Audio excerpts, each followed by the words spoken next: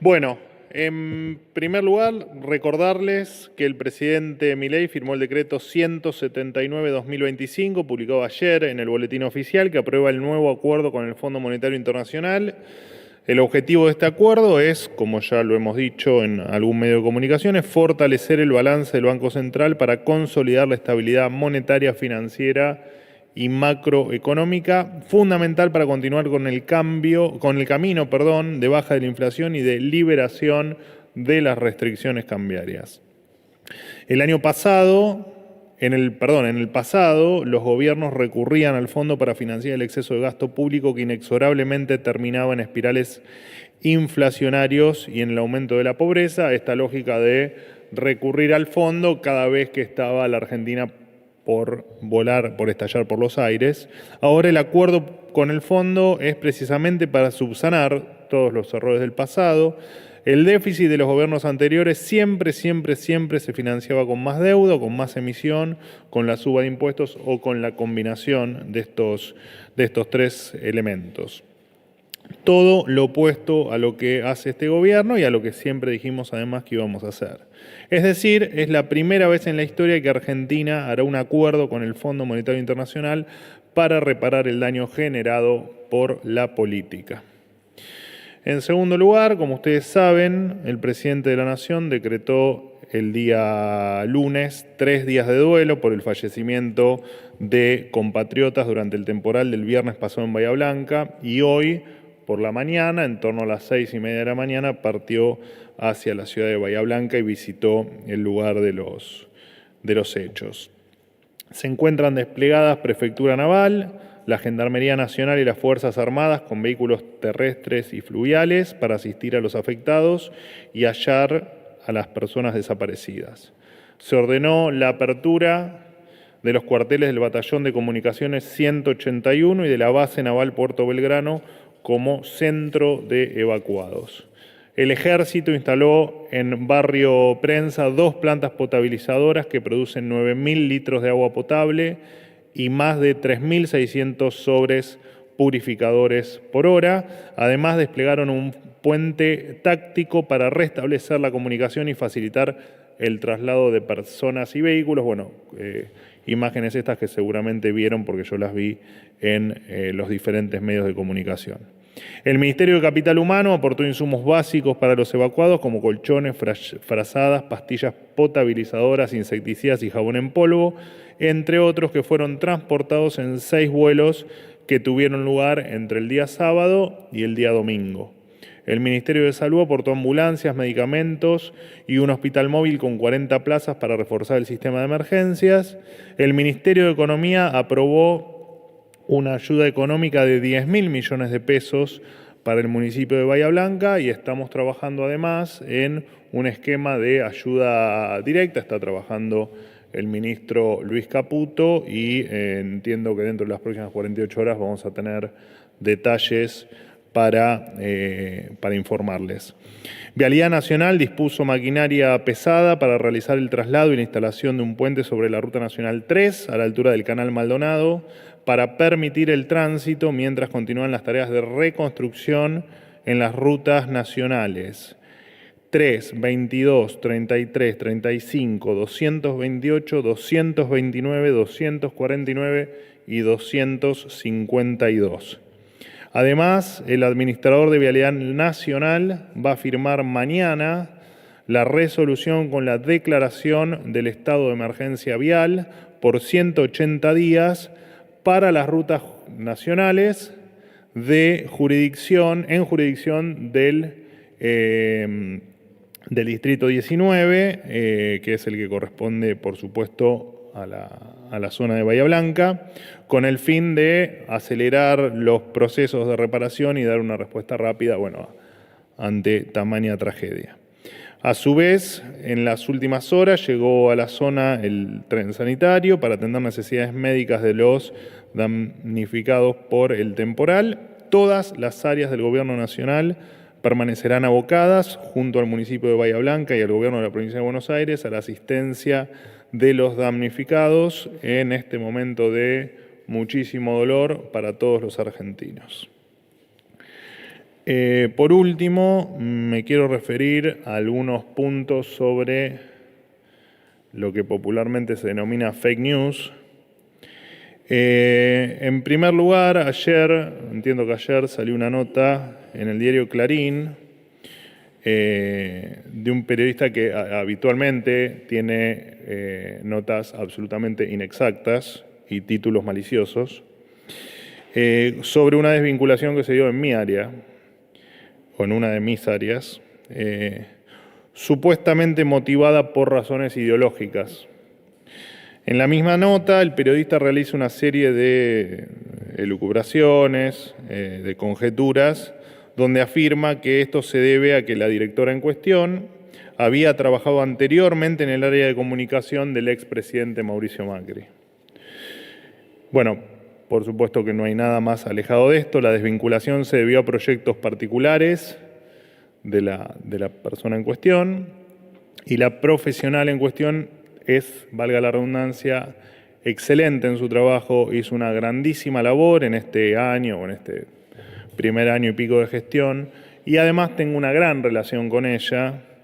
Lo curioso, y por eso quiero comentar esta nota, es que el periodista consulta a las dos partes, consulta a la involucrada, consulta a la quien hoy es exdirectora, y nos consulta a nosotros como gobierno, a varios funcionarios del gobierno.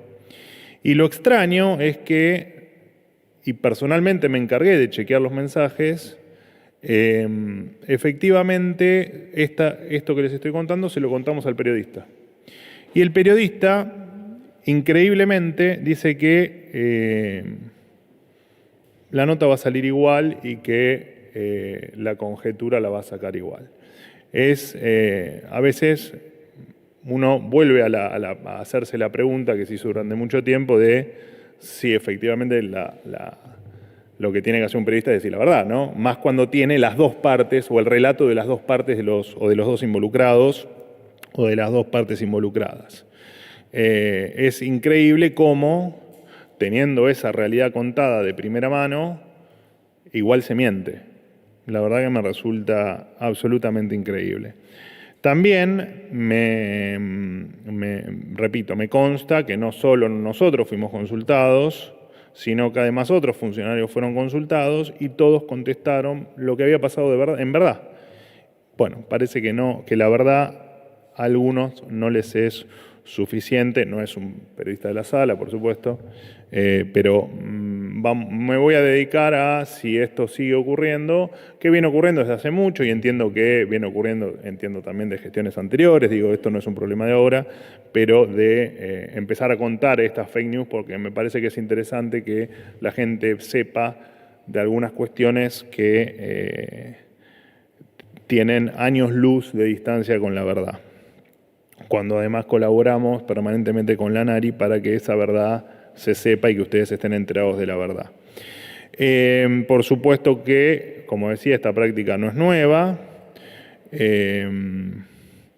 A lo largo de los últimos meses lo vimos en reiteradas oportunidades esto de manera descarada. Sin ir más lejos, el lunes vimos a otro periodista acusar infundadamente a la aduana de dejar pasar a una persona con valijas llenas de dinero, supuestamente con algún tipo de conexión con el gobierno. Cabe que yo haga algunas aclaraciones. Esta persona se sometió a todos los controles de aduana sin detectarse nada extraño, siguiendo los protocolos, cumpliendo con la normativa. El avión provenía de Estados Unidos, de donde salió cumpliendo con todos los chequeos y procedimientos, y que luego siguió su ruta hacia España y Francia, donde también cumplió con todos los requerimientos de las autoridades extranjeras.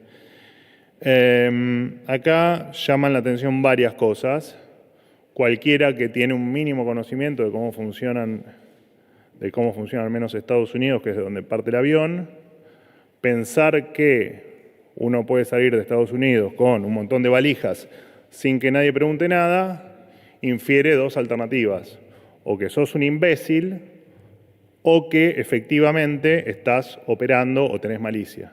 Y entiendo que los que hicieron estas afirmaciones imbéciles no son. Y además,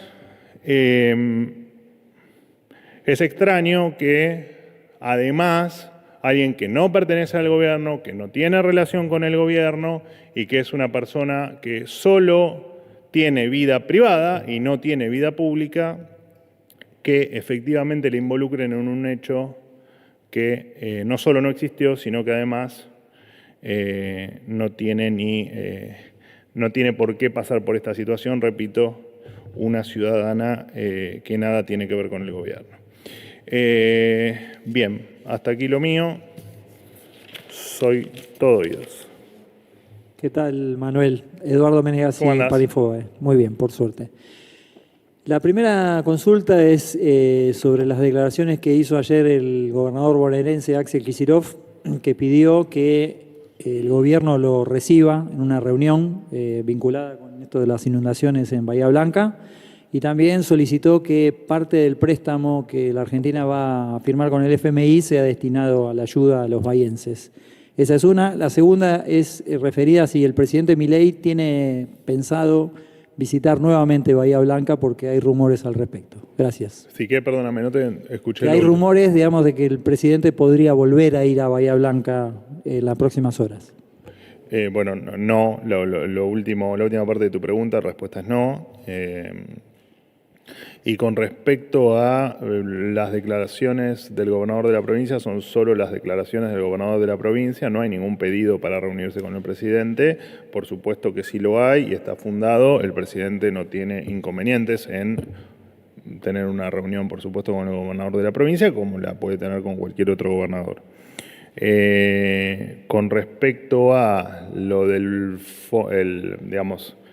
lo que me transmitís de utilizar parte del acuerdo con el fondo, bueno, nunca entendió muy bien él cómo se hacen estos acuerdos, pero además de eso, antes de sugerir pavadas, tiene que entender que los recursos,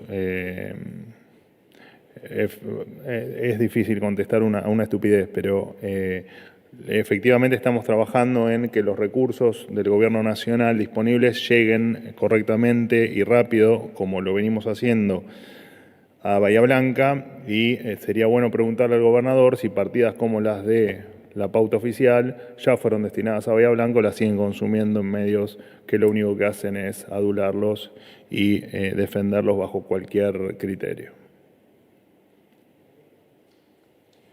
Hola Manuel, ¿qué tal? Buen día. ¿Todo bien? Rosenberg, todo bien. Me gusta tu estilo. Muchas gracias. ¿El chaleco? El pantalón, que no lo veo, pero me dijeron que es... Sí. Color salmón. Sí. Tiene personalidad. Bueno, gracias. Por favor. Bueno. Manuel, déjame que retome lo que vos comentaste sobre el tema del avión, dos consultas. La primera es si nos podés precisar qué procedimientos se hicieron de control de la aeronave, si se revisó la carga. Y después preguntarte qué relación tiene, vos decís que no tiene nada que ver... se le cortó el micrófono, perdón. Sí, perdón, que no tiene nada que ver Laura Belén Arrieta con el gobierno, pero bueno, queríamos saber si tenía algún vínculo. Tenemos, digamos, información de que pertenece a la CIPAC o estuvo en las reuniones de la CIPAC. ¿Qué relación tienen por ahí con el presidente, con algún miembro del gobierno? Y también el dueño, el jefe, el que sería el jefe de Arrieta, Leonardo Escaturice, si también tiene algún vínculo con el presidente o con el gobierno. No tenemos ninguna vinculación, más allá de efectivamente el episodio de la CIPAC, pero no tenemos ninguna relación con absolutamente nada de lo ocurrido con ese vuelo. El avión al que refiere la columna de la persona a la que me referí recién, te leo alguna línea que fui recolectando, pero aterrizó en Aeroparque, recibió todos los controles de rutina, previo a quedar en lo que se denomina situación de tránsito, por supuesto, cuando termina de darse la situación de tránsito, partir a su destino final o a su próximo destino. En el procedimiento participó tanto aduana como la Policía de Seguridad Aeroportuaria. lo que de por sí, por cómo es el procedimiento, que no se bajan estas famosas valijas o estas supuestas famosas 10 valijas, es prácticamente imposible que alguien haya visto a alguien con 10 valijas, porque las valijas no bajaron del avión, porque de hecho la normativa así lo contempla. Y bueno, sí, de hecho, la información es que la ciudadana argentina, con la que, repito, no tenemos vinculación, más allá de episodios fortuitos como puede ser la CIPAC, descendió del avión únicamente con lo que se denomina con lo que denominamos el carrión de viaje, y una valija que sí pasaron por los chequeos correspondientes, porque por supuesto era lo que correspondía. De igual forma, cuando hay determinados periodistas que transmiten esta especie de primicias, son periodistas que se dedican obviamente a investigar o a hablar sobre corrupción. Entendemos que en este gobierno les es bastante complejo hacer su trabajo, porque claramente no somos la vieja política, entonces es difícil el trabajo de los periodistas que se dedican a investigar corrupción, así que eso lo entendemos. De todas maneras, ya te digo, nos preocupa y nos ocupa y nos entristece que se persiga una ciudadana de a pie. La verdad es que nos parece absolutamente increíble en pos de intentar dañar al gobierno con, ya te digo, con algunas cuestiones que rozan lo desagradable, ¿no? Porque la verdad es que la mentira tan descarada es algo desagradable. Así que no, a tu pregunta me extendí un poco, pero no tenemos ninguna relación con las personas estas, repito, excepto en situaciones fortuitas o contingentes, como puede ser, bueno, sí, ¿qué va a ser? Buen día, Manuel. Cecilia Camarano para Ámbito. ¿Cómo andás? Bien, ¿qué tal? Tenía algunas inquietudes respecto al acuerdo con el Fondo Monetario Internacional. En principio, si podrías brindar algún detalle adicional, porque es poco lo que se conoce hasta ahora, empezando por el monto sobre todo.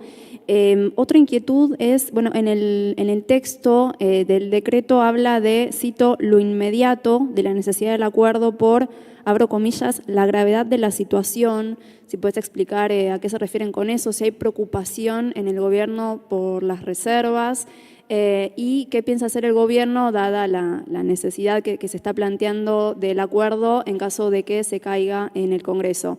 Y si me permitís, en el tema, sí, respecto al tema político del día, o uno de ellos, ¿qué expectativas tiene el gobierno sobre la movilización convocada por jubilados para esta tarde? Gracias.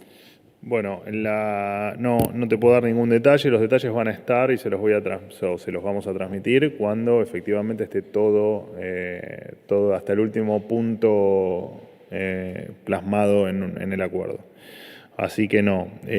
Con respecto a no hay absolutamente ninguna preocupación, lo dijimos siempre.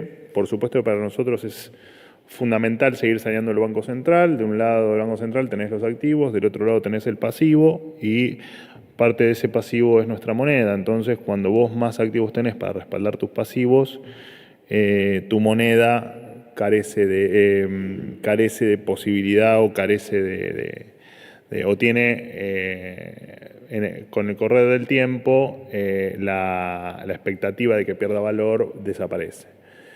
Por eso es que es muy importante. La fantasía de las reservas, no reservas, el camino final, que es obviamente la liberación total de las restricciones cambiarias, en términos de cambio, ¿no? Implican que no se necesitan reservas.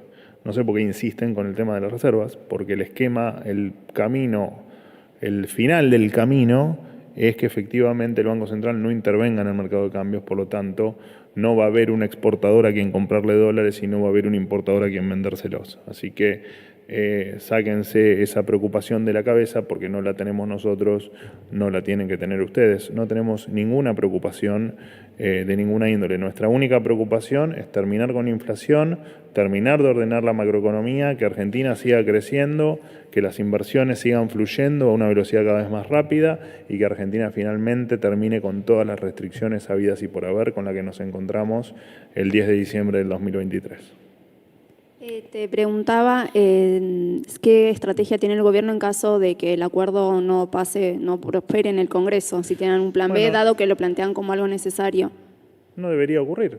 ¿Por qué iría a ocurrir si siempre se ha avalado, siempre se ha votado, sea directo, sea a través del presupuesto nacional o sea por alguna otra cuestión, se ha apoyado los diferentes acuerdos con el Fondo Monetario en condiciones singularmente peores que la que hoy estamos proponiendo y con fines inciertos como cubrir gastos corrientes, por ejemplo? No veo por qué la política no deba o no vaya a acompañar. Y vos mencionabas que los detalles se van a dar a conocer oportunamente. Cuando sea el momento del debate, justamente en el Congreso, van a tener los detalles. Cuando creamos que sea el momento. Y te había preguntado también las expectativas por la movilización. Vieron que necesito botón muteador. Ustedes de esta se tarde. quejan, pero... sobre la marcha. No, te contesto. La marcha de los barra bravas no es más que eso, es una marcha de barra bravas de corte seguramente de izquierda, kirchneristas, con muy baja o nula convocatoria de los que efectivamente, del motivo del reclamo, digamos, ¿no? de los jubilados. De igual manera, por supuesto que apelamos a que todo se desarrolle con normalidad, cumpliendo con la ley, sin violencia, sin agresión y de manera ordenada, tal cual marcan los protocolos y tal cual marca la ley. No más que eso. Creo que ayer, el día de ayer la doctora Bullrich se expresó, me parece, de manera bastante clara acerca de la marcha de hoy, independientemente de la convocatoria. Sabemos que una convocatoria de barras bravas o de un sector de algunas hinchadas poco tienen que ver con el reclamo de los jubilados. Pero bueno, veremos qué es lo que vemos hoy en la calle, ¿no? O en la vía pública.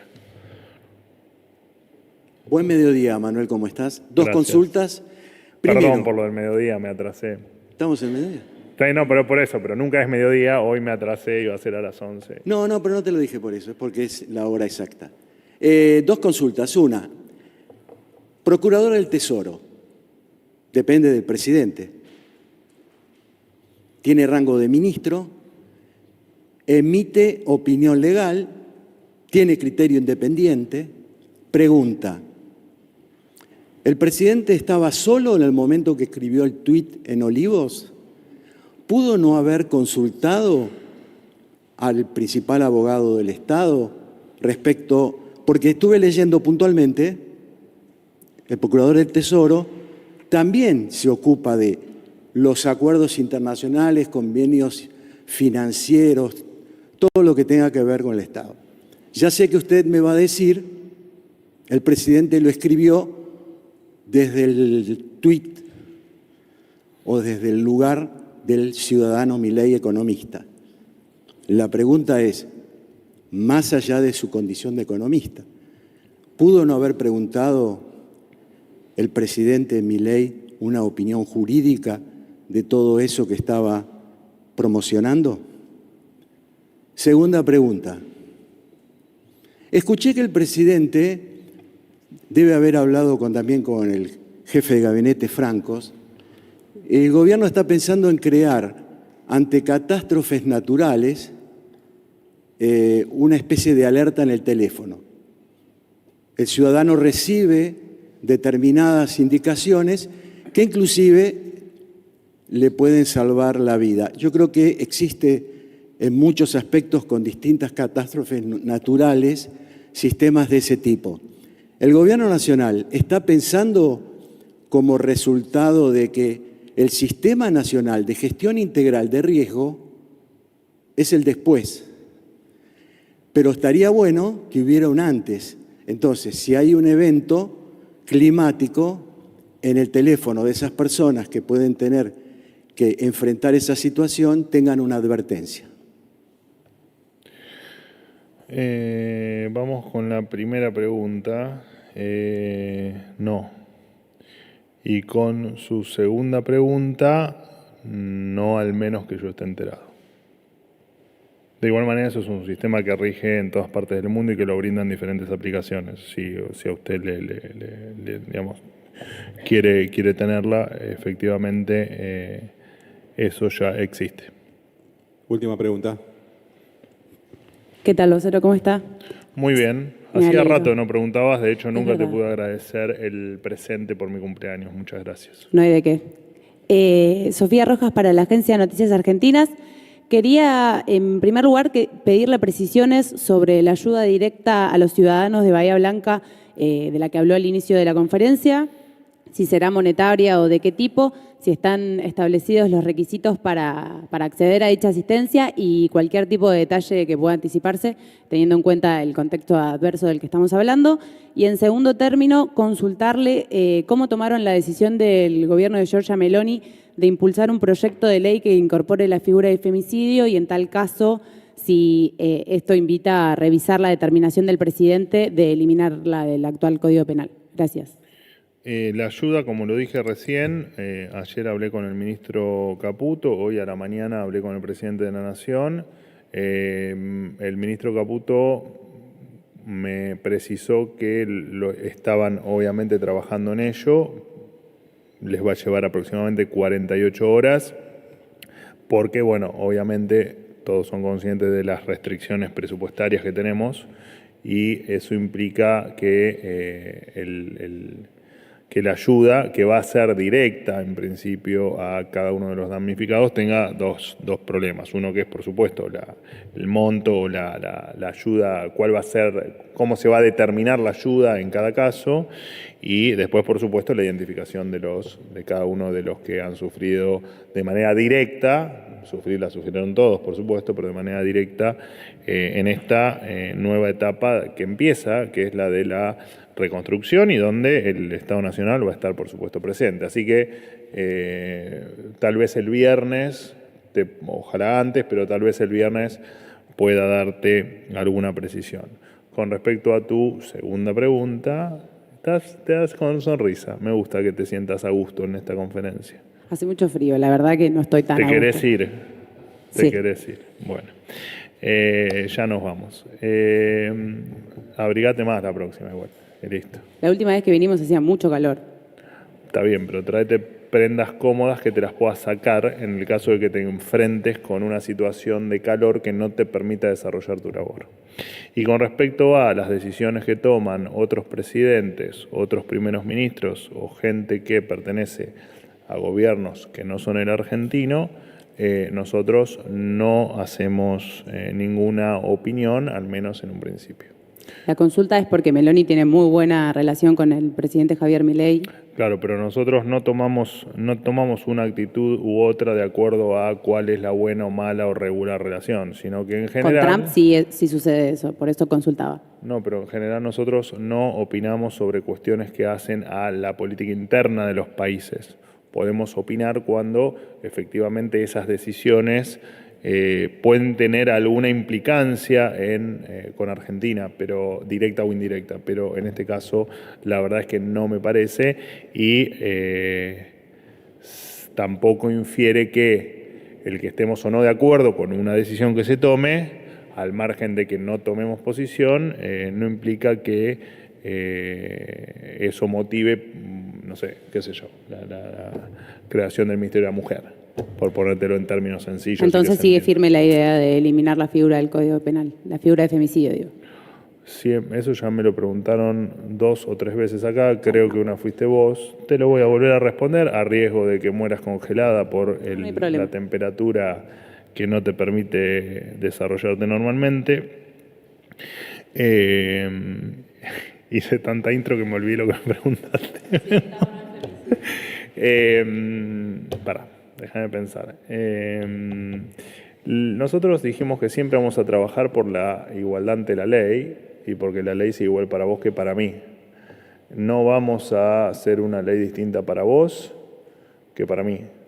Y ya lo dije, el día que, espero que no pase, pero si alguno de los dos sufrimos una desgracia, vos siendo mujer y yo siendo varón u hombre, no tenemos que tener ninguna diferencia de trato entre nosotros, ni en favor de uno, ni en detrimento de otro. Final, no. Chao.